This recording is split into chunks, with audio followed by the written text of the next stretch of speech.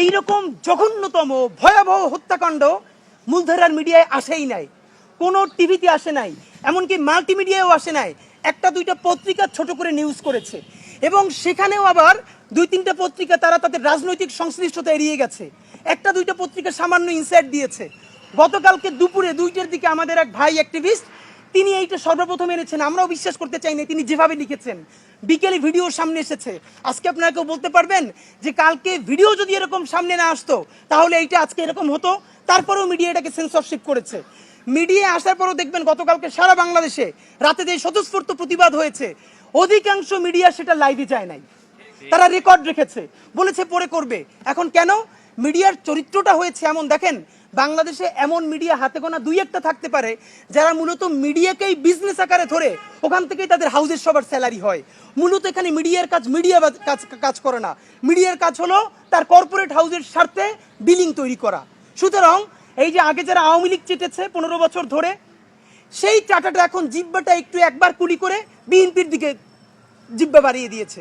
ঢাকার মধ্যে প্রকাশ্য দিবালোকে পাথর মেরে মানুষকে হত্যা করা যায় এবং মিডিয়া দিয়ে সেটা ধামাচাপা দেওয়া যায়, তাহলে নির্বাচনের সময় সারা বাংলাদেশে হাজার হাজার কেন্দ্রে কত পাথর মারা হবে, কত গুলি করা হবে, তখন যে মিডিয়া কি করবে তা আমাদের বুঝ হয়ে গেছে। এই মিডিয়ার উপরে ভরসা করে বাংলাদেশে নির্বাচন তো দূরের কথা, সামনের কোনো কাজেই যাওয়া যাবে না যতক্ষণ না পর্যন্ত মিডিয়ার সংস্কার করা যাবে, যতক্ষণ না পর্যন্ত পুলিশের সংস্কার করা যাবে। তো সরকারকে বলি, এই যে গত 1 বছরে আগের মিডিয়াগুলো তো সবাই মিলে কম বেশি আওয়ামী লীগকে চাপতে হয়েছে, ইচ্ছায় অনিচ্ছায়। আপনি গত 1 বছরে কয়টা নতুন মিডিয়া আনতে পারছেন যারা জুলাইয়ের ন্যারেটিভ নির্মাণ করবে? আপনি সেইটা পারেন নাই। আপনি মামলা দায়ের করতে পারেন নাই। আমরা ভিডিওকে সামনে আনার আগ পর্যন্ত আপনি গ্রেফতার করতে পারেন নাই।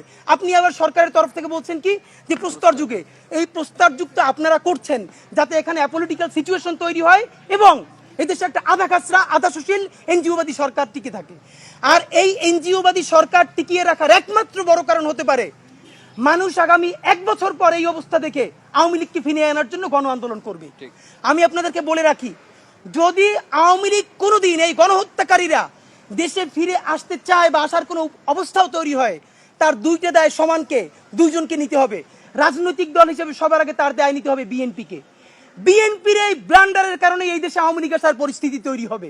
আর দ্বিতীয়ত এই সুশীল এনজিওবাদী সরকার যে না পুলিশ সংস্কার করে, সে না পুলিশ নিয়োগ দেয়, না গ্রেপ্তার করে, না সে রুল করে, না সে কুইট করে, সে কিচ্ছু করে না, সে শুধু ফেসবুকে পোস্ট দেয়। আপনাদেরকে একটা কথা বলি, সরকারের এই প্রস্তর যুগ। দ্বিতীয়ত আসেন, বিএনপি বারবার কি বলছে? সরকার ব্যর্থ। তাহলে বিএনপিকে একটা কথা আপনাদেরকে মনে করাই দেই, এই যে বারবার বলছেন সরকার ব্যর্থ, সরকার তো আমরা দেখেছি বিভিন্ন উপজেলায়, আপনারাও মিডিয়া নিউজ করেছেন মাঝে মধ্যে, যে আওয়ামী লীগের অমুককে গ্রেফতার করেছে পুলিশ, স্থানীয় বিএনপি থানায় হামলা করে তাকে ছিনিয়ে এনেছে। এটা কেমন খেলা বিএনপি? আপনারা একদিকে সরকারকে বলতেছেন সরকার ব্যর্থ, আপনারা স্বীকার করেন আর না করেন, এই পুরো আমলাতন্ত্রের 70 থেকে 80% এখন আপনাদের নিয়ন্ত্রণে। আসামি যে 19 জন, এর মধ্যে 3 থেকে 4 জনের তো বিএনপির সাথে সংশ্লিষ্টতার ব্যাপারে এছাড়ের মধ্যেও আছে। ইতিমধ্যে যুবদল থেকে বলা হয়েছে যে এই মামলার যারা আসামি, প্রধান আসামিদেরকে আড়াল করে দিয়ে অন্যদেরকে আনা হয়েছে। আমরা ডিএমপির কাছে স্পষ্ট ব্যাখ্যা চাচ্ছি।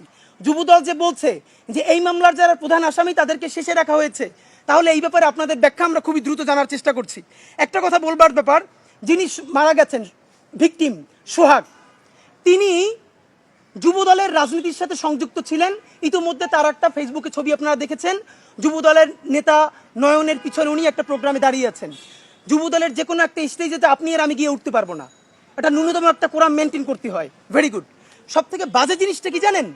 বিএনপির আন্তর্জাতিক বিষয়ক সম্পদ সেলে আসছেন, আমরা আপনাকে এটা খোলামেলা বলি, কিছু মানুষের নতুন মুখ দেখে আমরা এত হতাশা হয়েছে, জীবনে এত হতাশার মধ্যে আমরা যাই না।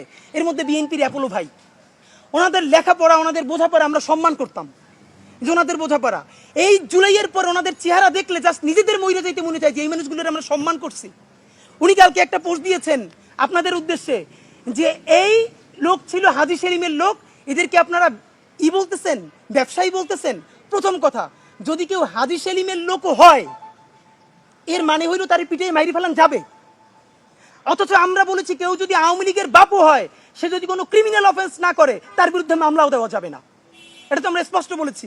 নাম্বার 2, এইখানে তিনি আরেকটা ন্যারেটিভ নির্মাণের চেষ্টা করছেন। বিএনপির অনেক ভাইয়েরা মিলে, আফসোস হয় তাদের জন্য। আপনারা বলবার চেষ্টা করছেন কি যে তিনি আজকে হাজী সেলিমের লোক। তাহলে প্রথম কথা হলো, হাজী সেলিমের লোক কিভাবে যুব দলের স্টেজে উঠলো?